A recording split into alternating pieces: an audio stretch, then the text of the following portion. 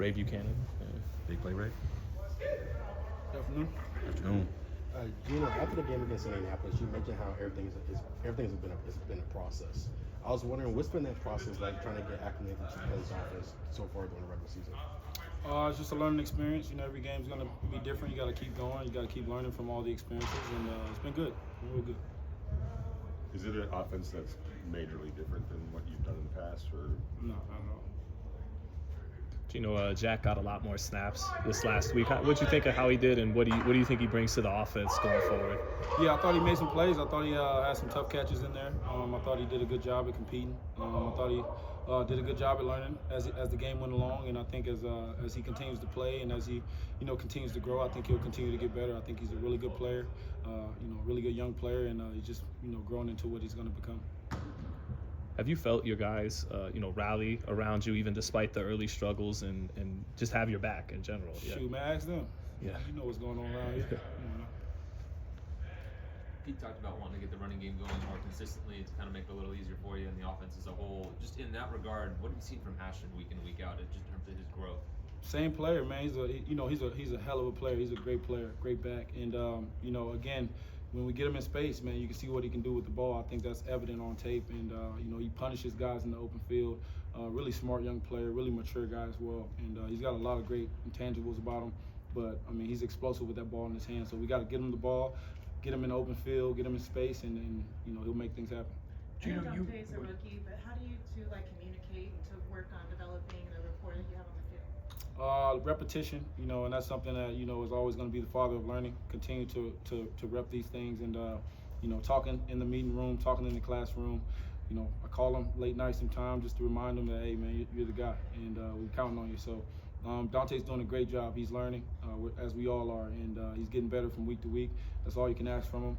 He's taking the right approach, and it's gonna click. Here soon, it's gonna click, and I really believe that. You're a guy that likes to watch film. You study. You're diligent on that. I'm curious, when you look at games 1 and 3, and then games 2, 3, and 4, have you noticed anything that you're like, okay, when I'm performing extremely well, this is different? Same thing. I got the same process. If the ball tips up in the air and gets picked, 6 of the interceptions this year were tipped in the air. Johnny on the spot, defensive guy. Am I gonna look at that and say, well, don't throw it to the guy who we're supposed to throw it to? I'm gonna throw it to the guy I'm supposed to. And at times things happen. I know, again, man, people get caught up in results and they want to look at statistics and try to place blame because that's just how life goes, right, when you're in the position I'm in. But I'm a lot smarter than that. I'm aware of the process and I know exactly what I'm doing out there. Guys made plays on me, and I got to be smarter with the ball in those situations. But when I'm throwing to a wide open Jack in the back of the end zone and the ball's tipped up for interception, there's not much you can really say about that except they made a play and we didn't. So I never want to make excuses for anything. I don't believe in that. Things happen in this game. It's the big boy league. It's the NFL. It's not always going to be perfect. It's an imperfect game, and we got to find ways to win regardless of what happens.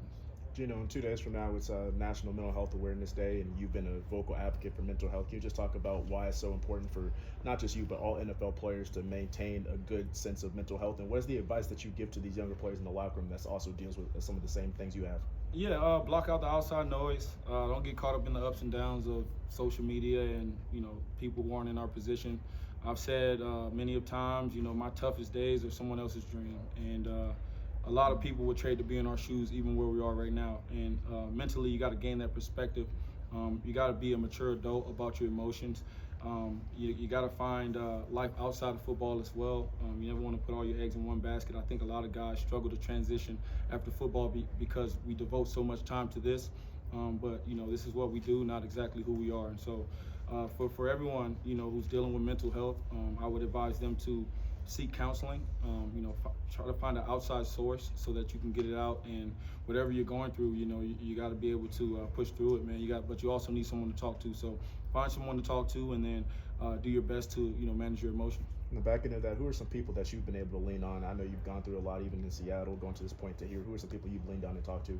Number one, I talk to God. I'm big on my faith. And I'm just, reading my Bible and, just always trying to, connect myself with the higher power. And then my mother, my father, brothers, sisters, my teammates. I mean, I have a great support group around me. And I think when you think about going through things, I don't think I went through anything. I've been in the NFL the whole time, so there's not much that I've gone through. the reality is all your perception. So whether or not you think it's something or you think it's nothing, it's just how you look at it. Hey, Geno, on your perception, man, can you talk about how much the last few weeks have fueled and motivated you, and how do you continue to keep showing up and being a leader every day? I'm not externally motivated. That's just not how I am. I'm motivated every single day. I'm looking forward to today's practice. I don't look too far ahead or too far behind. I'm staying where my feet are. Nothing outside of me can motivate me, and so that's just who I am. I want to motivate my teammates if I can, but we all have a job to do, and we all got to make sure that we're focused and getting our job done. That's all good. Cool. Thanks, Geno. Thank you guys. I appreciate it.